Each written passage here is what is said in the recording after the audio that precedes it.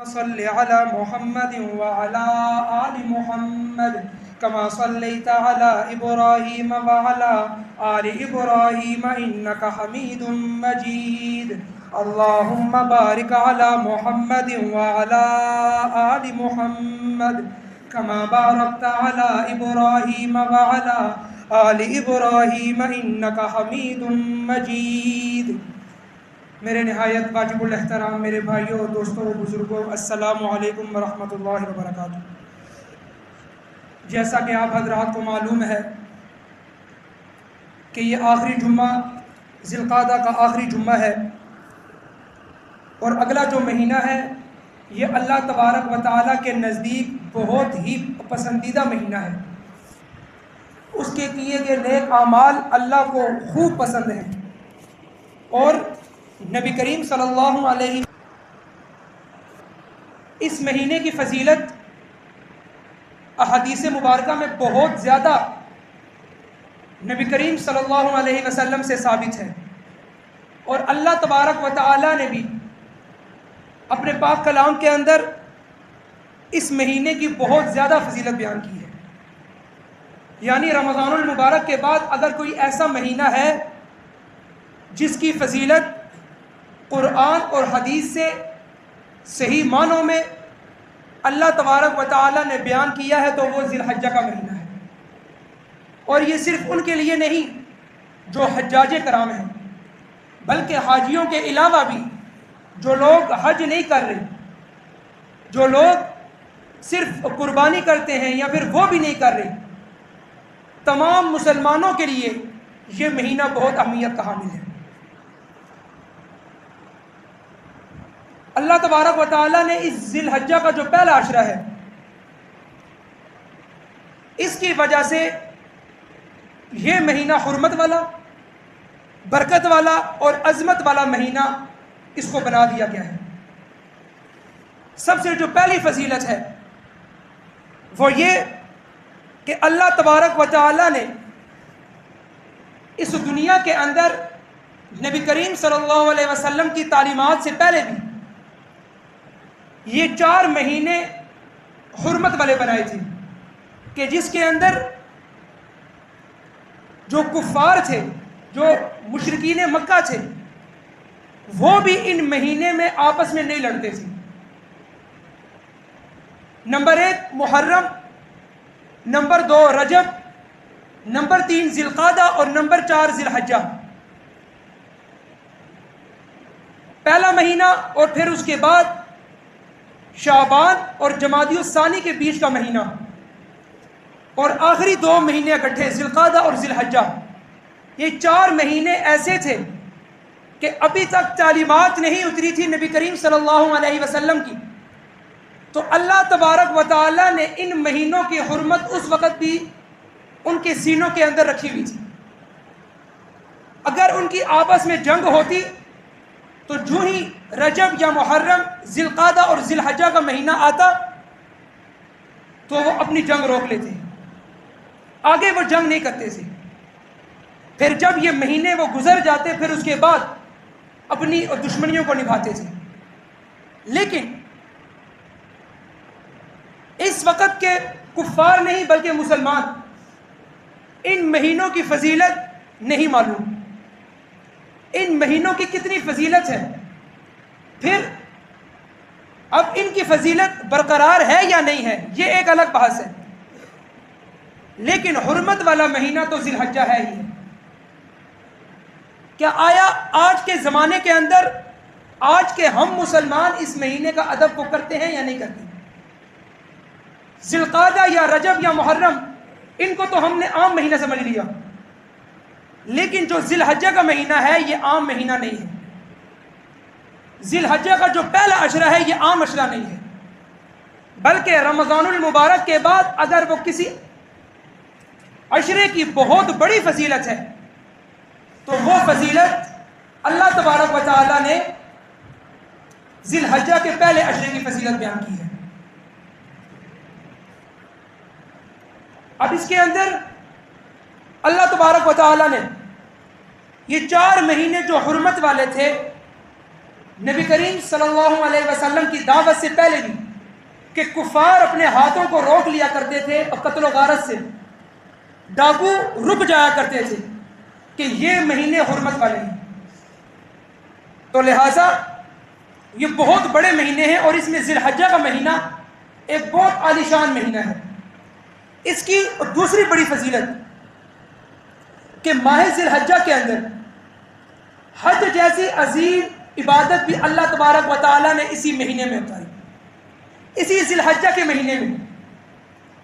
اس ذی الحجہ کے اندر اللہ تبارک و تعالیٰ نے ایک ایسی عبادت اتاری کہ جس کا کوئی ثانی نہیں۔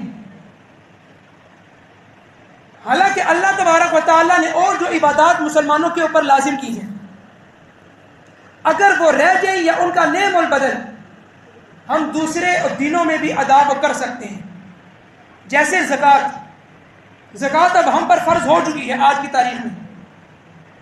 آج ہم نے زکوٰۃ ادا نہیں کی، لیکن کچھ عرصے بعد ہم اگر زکوٰۃ کو ادا کر دیں تو ادا ہو گئی۔ ہم سے نماز رہ گئی ہے، لیکن اگر دوسرے دنوں میں اس نماز کی قضا کر لی جائے اور اللہ سے توبہ طائب ہو جائے تو پھر بھی یہ نماز ادا ہو جائے گی۔ وہ ثواب نہیں ملے گا، لیکن قضا ہماری ہو جائے گی۔ اسی طرح روزہ ہے، روزہ جو فرض تھا ہم سے ادا نہ ہوا، لیکن فرض کے ادائیگی کے بعد اگر ہم نے نفلی روزہ رکھا تو وہ ادا ہو جائے، اگر ہم سے یہ روزہ ادا نہ ہوا تو۔ لیکن حج ایک ایسی عبادت ہے کہ اللہ تبارک و تعالیٰ نے اس کا کوئی نعم البدل نہیں بنایا، بلکہ یہی ایام ہیں۔ ان ایام کے علاوہ اللہ تبارک و تعالیٰ بے شک آپ یوم عرفہ حج کے مہینے کے آخر میں کر لیں، اگلے سال کو کر لیں، منا کے اندر آپ رہیں، ادھر قیام کریں، نہیں۔ اللہ تبارک و تعالیٰ کو جو پہلے عشرے کے اندر یوم عرفہ ہے، جس کو یوم عرفہ کہا گیا ہے، 9 ذی الحجہ، بس وہی اللہ تبارک و تعالیٰ کو سب سے زیادہ پسندیدہ ہے۔ یہ حج جیسی بڑی نعمت اللہ تبارک و تعالیٰ نے ہم مسلمانوں کو دی اسی ماہ ذی الحجہ کے اندر، یعنی کہ یہ وہ عبادت ہے جو ہم باقی ایام میں، سال کے باقی ایام میں، باقی مہینوں میں نہیں کر سکتے۔ جس طرح اور عبادتیں میں نے آپ کے سامنے ذکر کی، نماز، روزہ، زکوٰۃ، یہ ہم اور مہینوں کے اندر بھی ادا کر سکتے ہیں، لیکن حج ایک اتنی بڑی نعمت ہے کہ جو ہم باقی ایام میں اور باقی مہینوں میں نہیں کر سکتے اگر ہم سے یہ عشرہ ذی الحجہ نکل جائے۔ اب اس کے بعد عشرہ ذی الحجہ کی برکات کیا ہے؟ یہ جو ابھی اگلے ہفتے جو ماہ ذی الحجہ کا جو پہلا جمعہ ہوگا، وہ پہلا جمعہ جس مہینے کے اندر ہمارا داخل ہوگا، یہ مہینہ اور وہ پہلا عشرہ کتنا فضیلت والا ہے کہ رمضان مبارک کے 3 عشرے، پہلا، دوسرا اور تیسرا، پہلا عشرہ رحمت کا، دوسرا عشرہ مغفرت کا، اور تیسرا عشرہ جہنم سے خلاصی کا، تو ان 3 عشروں کے اندر جو آخری عشرہ سب سے زیادہ نیک اعمال والا ہے، اسی طرح ماہ ذی الحجہ کے مہینے کے اندر جو پہلا عشرہ ہے، یہ اللہ تبارک و تعالیٰ کو محبوب ترین عشرہ ہے، یہ پہلا عشرہ۔ لہٰذا اس عشرے کو عام مت سمجھیے۔ اس عشرے کے اندر باقاعدہ صحابہ کرام اپنی عبادات کے اندر اضافہ کیا کرتے تھے، روزے رکھنے میں اضافہ کیا کرتے تھے۔ لہٰذا رمضان المبارک کے بعد اگر کوئی ایسا عشرہ کہ جس کی بہت زیادہ فضیلت اللہ تبارک و تعالیٰ نے بیان کی ہو اور ہمارے پیارے نبی کریم صلی اللہ علیہ وسلم نے بیان کی ہو، تو وہ یہی ماہ ذی الحجہ ہے، اور اس کا یہ پہلا عشرہ ہے۔ اب اس کے بعد کیا یہ عشرہ جہاد سے بڑھ کر ہے یا نہیں؟ تو اس بات کے اوپر بھی فضیلت دیکھ لیجیے کہ عبداللہ بن عباس رضی اللہ تعالیٰ عنہ فرماتے ہیں، روایت کیا نبی کریم صلی اللہ علیہ وسلم نے فرمایا کہ یہ پہلا عشرہ اللہ تبارک و تعالیٰ کو اتنا محبوب ہے کہ اس سے بڑھ کر اور کوئی عمل اللہ تبارک و تعالیٰ کو محبوب نہیں۔ تو فرمایا اے اللہ کے رسول، کیا جہاد فی سبیل اللہ سے بھی بڑھ کر ہے؟ اللہ تبارک و تعالیٰ کے پیارے حبیب نے فرمایا، غور سے سنیے گا، کہ کوئی شخص اپنی جان اور اپنا مال اللہ کی راہ میں لے کر دیا اور دونوں خرچ کر دیے، اس سے بھی بڑھ کر اس ماہ ذی الحجہ کے پہلے عشرے کی عبادت ہے۔ کیا یہ کم فضیلت ہے مسلمانوں کے لیے؟ یہ بہت بڑی فضیلت ہے۔ یہ ماہ ذی الحجہ یہ کوئی عام مہینہ نہیں ہے، یہ کوئی صرف 10 ذی الحجہ کی عید کا دن نہیں ہے، بلکہ پہلا پورا عشرہ اللہ تبارک و تعالیٰ کی عبادات کا اہتمام کرنے کا مہینہ ہے۔ عبادات کا اہتمام کیا جائے۔ اگر ہم پہلے کوئی ایک پاؤ یا کچھ وہ نوافل پڑھا کرتے تھے، تو یہ جو پہلا عشرہ ہے اس کے اندر ہم لوگ اپنے وہ نوافل، اگر ہم نماز نہیں پڑھتے تھے تو پھر ہم 5 وقت کے نمازی بن جائیں اس پہلے عشرے کے اندر۔ یہ بہت اللہ کو محبوب یہ عشرہ لگتا ہے، لہٰذا یہ ماہ ذی الحجہ یہ عام مہینہ نہیں ہے۔ میں بار بار اسی لیے کہہ رہا ہوں کہ اس کی بہت زیادہ فضیلت اللہ تبارک و تعالیٰ نے بیان کی ہے، اور اس کی ہر رات کیا لیلۃ القدر کے برابر ہے یا نہیں، اس کے بارے میں حدیث سنی۔ عن ابی ہریرہ رضی اللہ تعالی عنہ عن النبی صلی اللہ علیہ وسلم ما من ایام احب الی اللہ ان یتعبد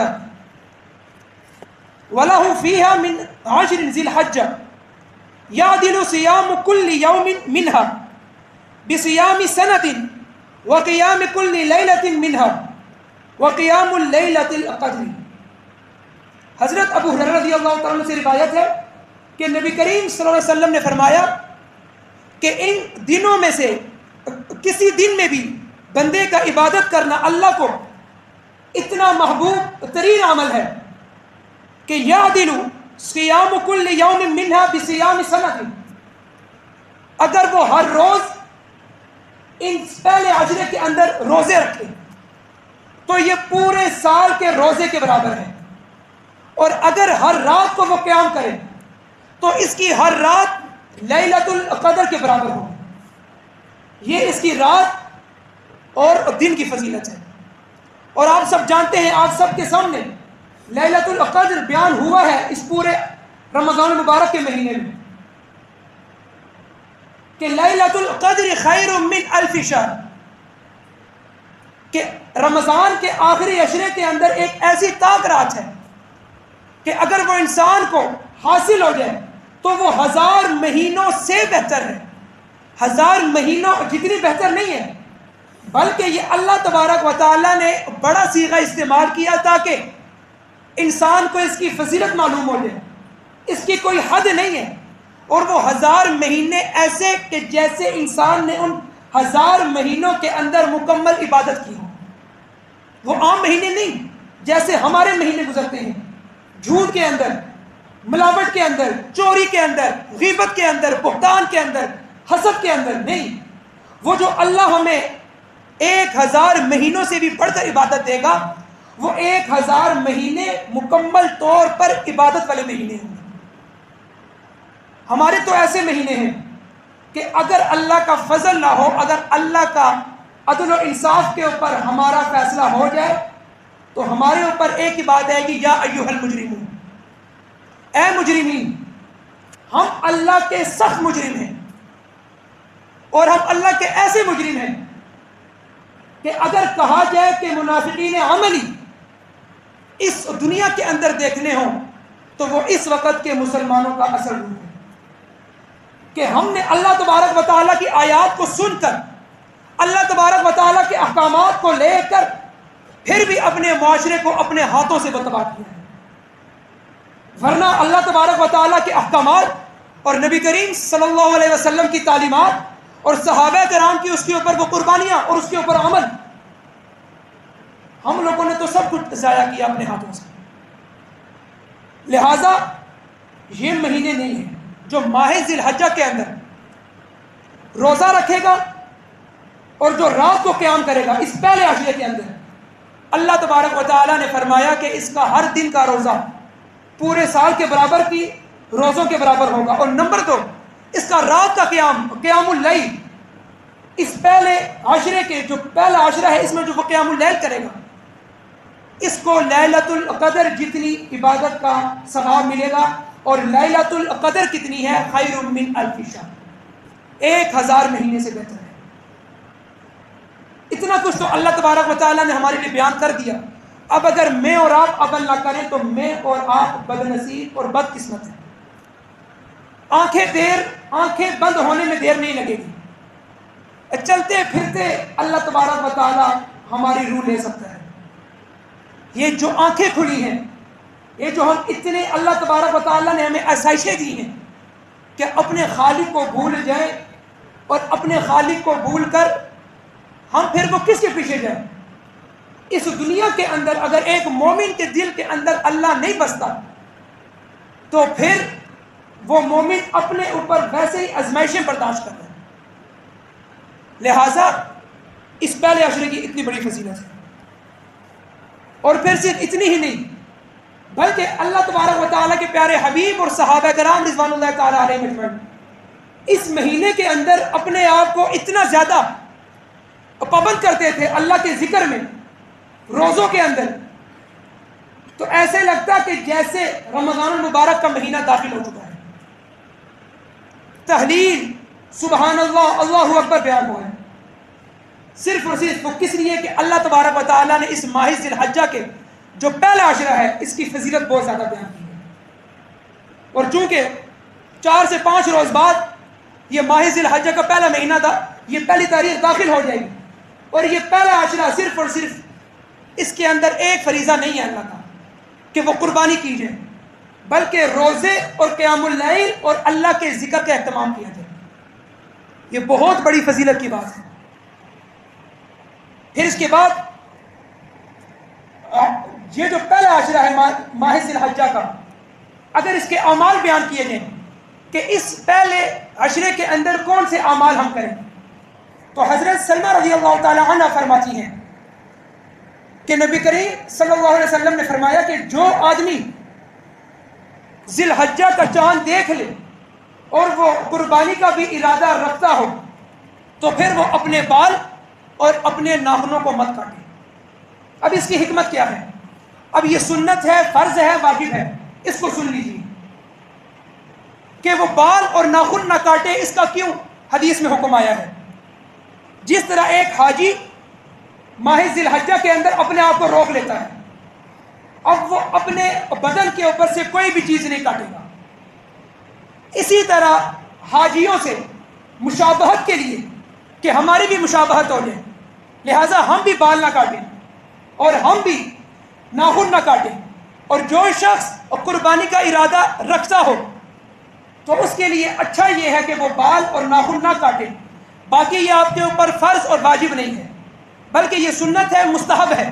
اگر آپ اس کے اوپر عمل کریں گے تو ثواب بہت زیادہ ہے، عمل نہیں کریں گے تو اس میں کوئی گناہ نہیں ہے.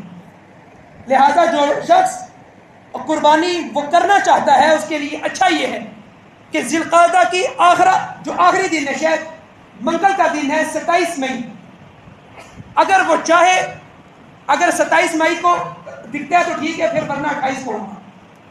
لیکن 27 مئی کو اچھا یہ ہے کہ آپ لوگ اپنے بال، جو شخص قربانی کا ارادہ رکھتا ہے تو وہ اپنی صفائی ستھرائی اسی دن کریں، شاید اس رات کو ماہ ذی الحجہ کا چاند دکھ جائے.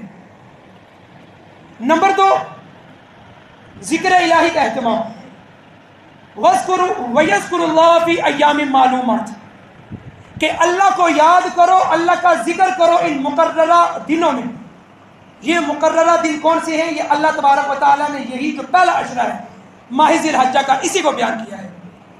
اسی مہینے کے اندر ہم لوگوں نے اللہ تبارک و تعالیٰ کے ذکر کا اہتمام کرنا ہے. پھر نمبر 4، عشرہ ذی الحجہ کا جو روزے ہیں، اور بالخصوص یوم عرفہ کا روزہ، 9 ذی الحجہ کا روزہ. حضرت ابو قتادہ رضی اللہ تعالیٰ عنہ فرماتے ہیں کہ مجھے امید ہے کہ اس دن کا روزہ پچھلے سال کے تمام گناہ اور اگلے سال کے تمام گناہ کو معاف کر دے گا. یوم عرفہ کا روزہ، اور یہ کون سا دن بنتا ہے؟ 9 ذی الحجہ. لہٰذا پہلے عشرے کی بہت فضیلت ہے، اور یہ بھی مسئلہ اپنے ذہن میں رکھ لیں کہ کون سے دن روزہ رکھنا ممنوع ہے۔ پورے سال میں ٹوٹل 5 دن ایسے ہیں کہ جن میں آپ کا روزہ رکھنا ممنوع ہے۔ نمبر 1 عید الفطر، جو کہ رمضان کے بعد عید آتی ہے، اس کے پہلے دن روزہ رکھنا ممنوع ہے، حرام ہے۔ پھر نمبر 2 ذی الحجہ کے مہینے میں 10 ذی الحجہ کو جو عید آتی ہے، بڑی عید جسے ہم کہتے ہیں، 10 ذی الحجہ، 11 ذی الحجہ، 12 ذی الحجہ، 13 ذی الحجہ، یہ 4 دن، اور عید الفطر کا 5واں دن جو اس کا پہلا دن ہے، یہ 5 دن پورے سال کے اندر ان میں روزے رکھنا ممنوع ہے۔ لہٰذا جو پہلا عشرہ ہے ماہ ذی الحجہ کا، اس میں فضیلت بہت زیادہ ہے۔ میں نے پہلے آپ کے سامنے یہ حدیث بیان کی کہ اللہ تبارک و تعالیٰ کو ان دنوں کے اندر جتنی ہو سکے اتنی عبادت کی جائے، یہ اللہ کو سب سے محبوب ترین عمل اور یہ دن ہے۔ رمضان المبارک کے بعد، غور سے سنیے، رمضان المبارک کے بعد جن مہینوں کی فضیلت، جس مہینے کی فضیلت اور جس عشرے کی سب سے زیادہ فضیلت بیان ہوئی ہے، وہ ماہ ذی الحجہ کا پہلا عشرہ ہے۔ اگر پہلے عشرے کے اندر ہم سب مل کر عبادت کا اہتمام بھی کریں، ذکر الہی کا اہتمام بھی کریں، تو یقیناً اللہ تبارک و تعالیٰ کو ہمارا یہ عمل کو